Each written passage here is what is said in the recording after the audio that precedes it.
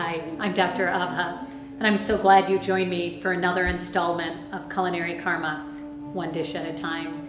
Today we're going to be making one of my childhood favorites.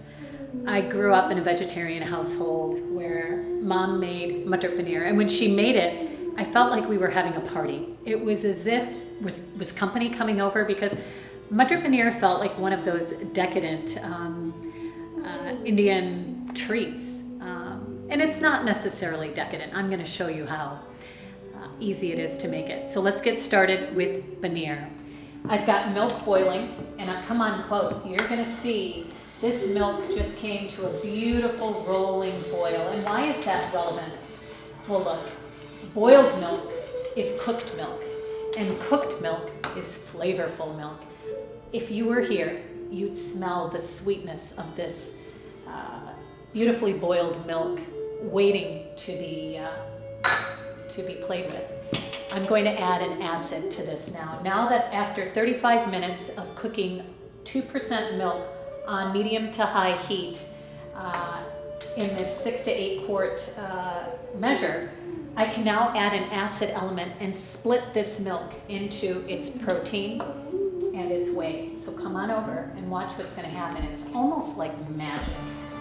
So I've got a nice amount of protein already coalescing. Look at that. Look at that. And this is about a cup of both vinegar and water mixed together. And this could not be more perfect. So the curd and the whey have separated away. There's almost like a little faint lemony yellow hue coming through, and that's perfectly normal. And what you see are these islands of solid, and these are going to be paneer. What do I need to do with this now? Follow me. I'm going to take my washcloth.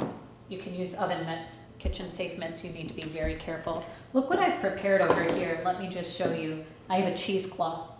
I have a colander, and I have another pot that will catch that whey.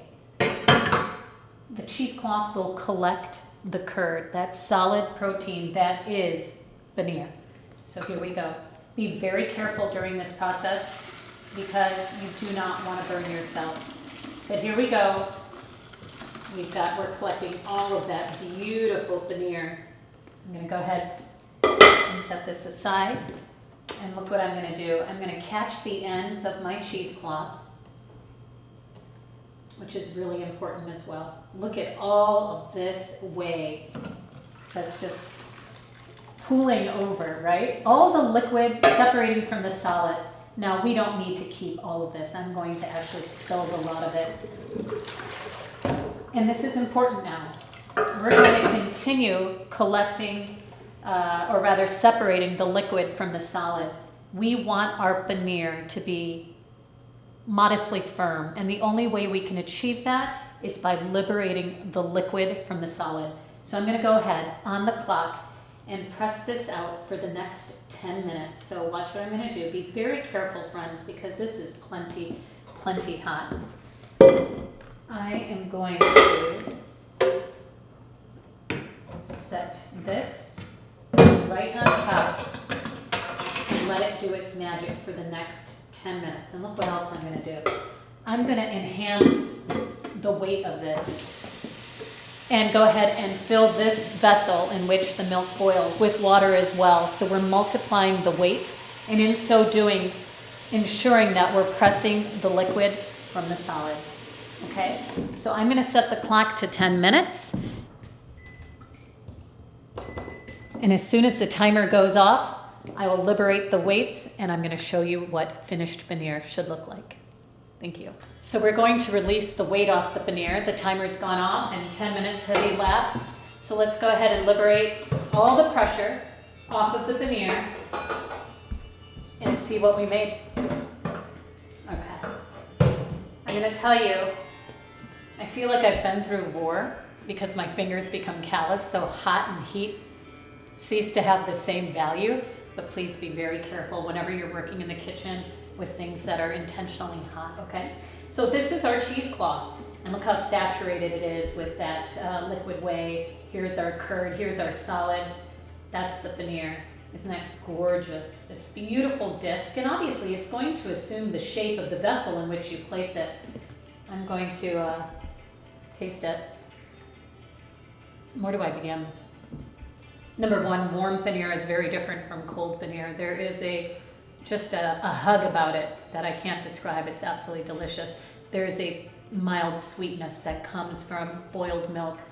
And of course, it's filling, it's dense. This is our protein. For the vegetarians residing in India, for whom protein becomes exceptionally important, paneer is that protein, and so you want it to have body and just an oomph or a punch, and it provides that.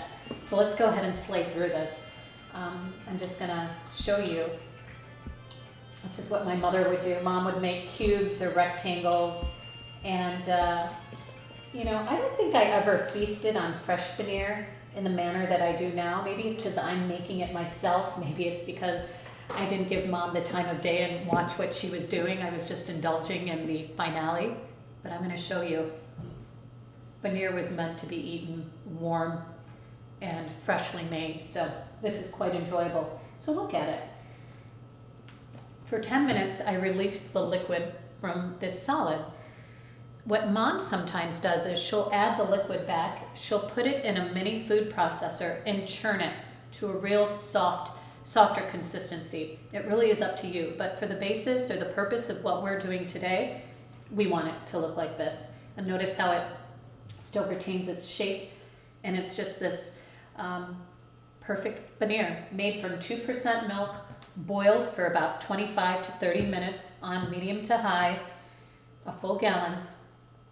And then we turn the heat off. We cut it with an acid, be that vinegar, be that lemon juice. I took half a cup of vinegar, mixed it with half a cup of water, and poured it into the boiled milk and allowed the whey and the curd to separate. So we're left with the solid paneer. I can't wait to have it bathed in the liquid Matar paneer bath that we're going to make next.